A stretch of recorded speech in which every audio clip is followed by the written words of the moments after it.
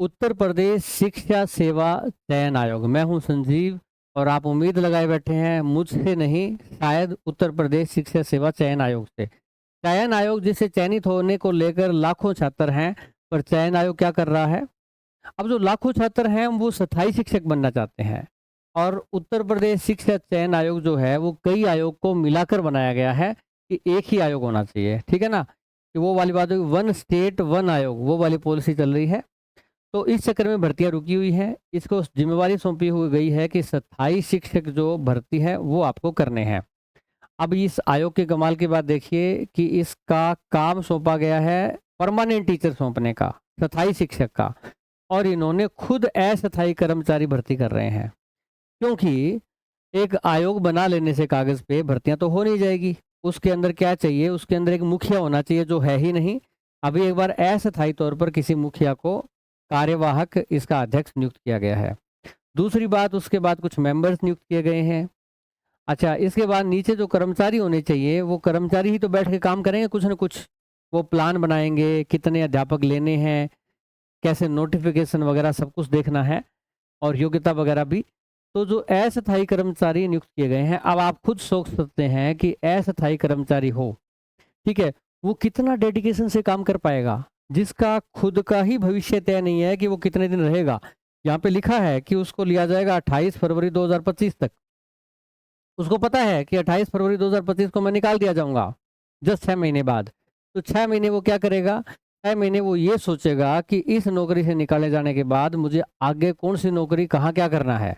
वो भी इन टीचर के लिए, या वीपीओ के लिए, या हो सकता है लेखपाल की तैयारी करेगा ऑफिस में बैठकर पार्ट टाइम। उसको पता है इससे तो कुछ मिलना नहीं है, यहाँ काम करके क्या मिलना है। यहाँ काम मैंने मेहनत से कर भी लिया तो भर्ती तो और शिक्षक होंगे, ठीक है।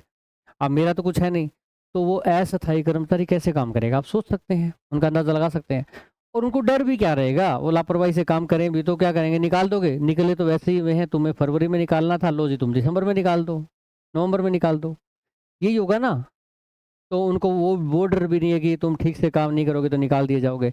तो अब ये अस्थायी कर्मचारी जो हैं, ये मिलकर सारे आपका स्थायी भविष्य तय करेंगे, ठीक है।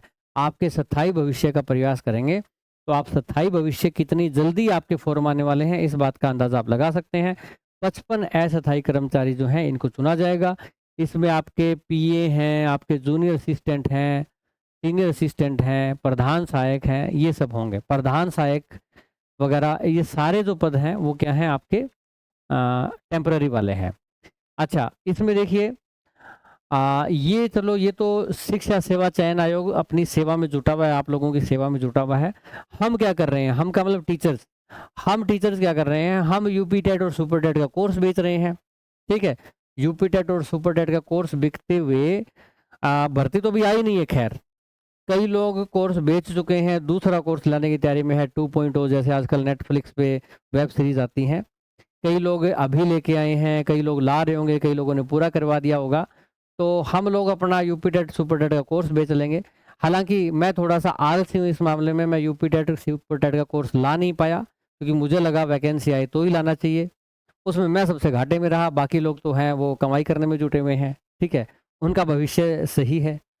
अच्छा, आप बच्चे क्या कर रहे हैं? शिक्षा सेवा चयन और टीचर को छोड़कर आप बच्चे सरकार और शिक्षक, दो पक्ष हो गए, एक तो सरकार और एक जो हम जैसे शिक्षक है, दोनों की तरफ से डैश डैश डैश क्या बनाए जा रहे हैं वो आप खुद समझ सकते हैं, ठीक है। आप लोग लगभग लगभग बेवकूफ़ बनाए जा रहे हैं मेरे ख्याल से, ठीक है। तो बेटा, आप बच्चों को क्या करना चाहिए? अशांतिपूर्ण प्रदर्शन के मैं बिल्कुल खिलाफ हूँ। आप अपने पड़ोसी देश बांग्लादेश में भी देख सकते हैं। शांतिपूर्वक अपनी मांगों को रखिए, ज़्यादा से ज़्यादा लिखित में चीज़ें होनी चाहिए। आप लेटर लिखें, आप जो शिक्षक संघ है उनसे मिलें, जो टीचर लगे हुए उनकी एसोसिएशन होती है उनसे मिलें, उनको अपनी रिक्वेस्ट दें। वो आपकी रिक्वेस्ट के बिहाफ पे वो भी जिक्र कर सकते हैं कि हमारे पास बच्चे आए थे, उन्होंने रिक्वेस्ट दी थी, ये उनका लेटर है बच्चों का, बच्चे साइन करके गए हैं बाकायदा। और वो फिर लेटर लिखें, ऐसा कुछ आपको करना चाहिए, ट्विटर अभियान चलाना चाहिए। बट बेटा, ज़्यादा से ज़्यादा ऐसी कोशिश करते रहो। हमने क्या किया है बेटा, एक टेलीग्राम ग्रुप बनाया है, यूपी वांट टीचर वैकेंसी। आप उसमें जुड़े, हम मिलकर आवाज़ उठाते रहेंगे। आप बच्चे ट्विटर पे भी जुड़ते रहना, वो भी हम करें।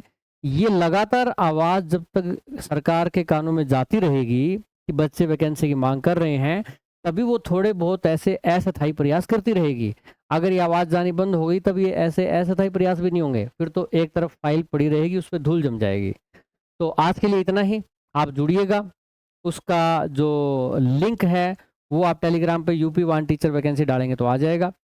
अभी के लिए इतना ही। Mannu Rathi YouTube channel, Telegram channel और व्हाट्सएप चैनल, इस सब के लिंक इसी वीडियो के डिस्क्रिप्शन में है। आप हमसे जुड़ सकते हैं। आपसे फिर मुलाकात होगी।